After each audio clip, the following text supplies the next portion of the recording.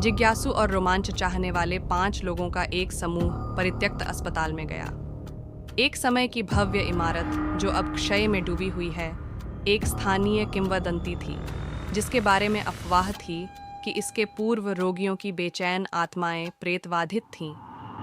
जैसे जैसे वे भूल भुलैया वाले गलियारों से गुजरे, हवा एक बेचैन कर देने वाली खामोशी के साथ भारी हो गई। दीवारों पर धूल से ढके चिकित्सा उपकरण लगे हुए थे, जो अस्पताल के दुखद अतीत की याद दिलाते हैं। उनकी नज़र बच्चों के वार्ड पर पड़ी। एक कमरा परित्यक्त खिलौनों और बचकानी हंसी की हल्की गूंज से भरा हुआ था। भयानक सन्नाटा अचानक ठंडी हवा से टूट गया।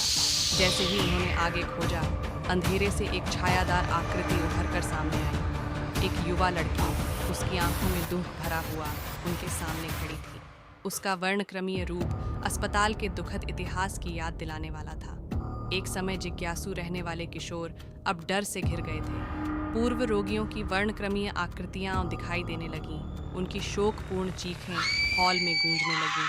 एक मंद रोशनी वाले कमरे में जीवित रहने के लिए बेचैन किशोरों में से एक ने एक फेंकी हुई मेडिकल सिरिंज उठा ली। जैसे ही भूतिया आकृति निकट आई, उन्होंने सुई को उसके वर्णक्रमीय रूप में डाल दिया। भूतिया आकृति नष्ट हो गई और किशोर भयभीत लेकिन राहत महसूस करते हुए प्रेतवाधित स्थान पर कभी न लौटने की कसम खाते हुए अस्पताल से भागे।